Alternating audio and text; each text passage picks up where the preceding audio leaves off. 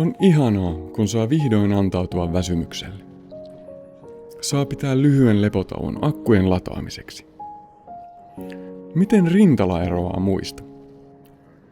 Rintalalla on ollut kiireinen päivä ja luvassa on vielä koulun vanhempainilta, joten hän päättää varata itselleen hieman aikaa ja nukkua kotimatkallaan junassa lyhyet päivätorkut. Entä nämä muut? He nukahtelevat tuon tuostakin keskellä päivää, toisinaan hyvinkin oudoissa paikoissa. Yrittivätpä he kuinka kovasti tahansa, he vain eivät onnistu pysymään hereillä. Kati, Henna ja Tapani ovat saaneet narkolepsia-diagnoosin.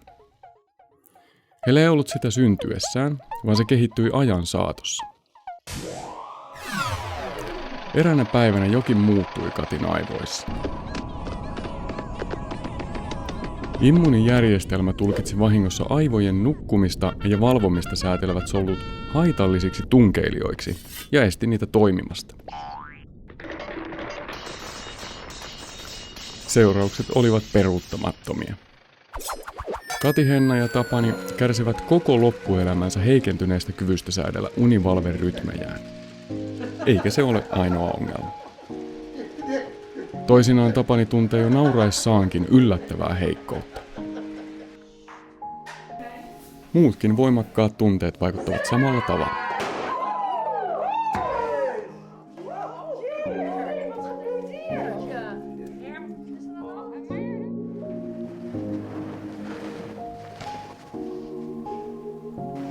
Ja kun Kati saa yöllä unen päästä kiinni, hän näkee usein pelottavia ja ahdistavia unia.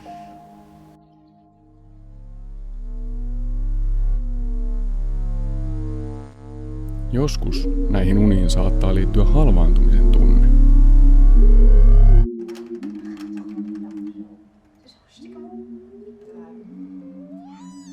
Hennaa pidettiin usein laiskana, väsyneenä ja välinpitämättömänä, mutta sen jälkeen, kun hän sai tietää sairastavansa narkolepsiaa, alkoi käyttää siihen määrättyjä lääkkeitä ja noudattaa muutamia henkilökohtaisia ohjenuoria. Kukaan ei ole sanonut mitään sellaista.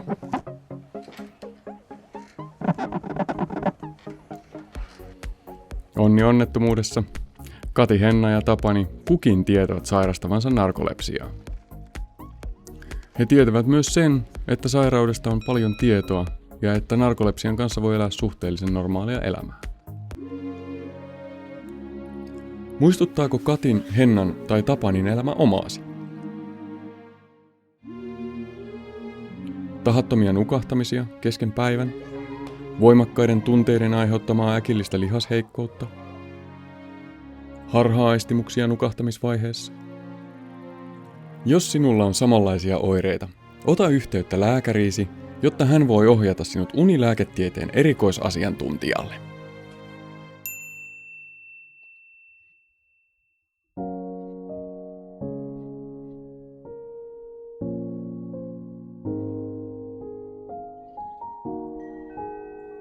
Rintala!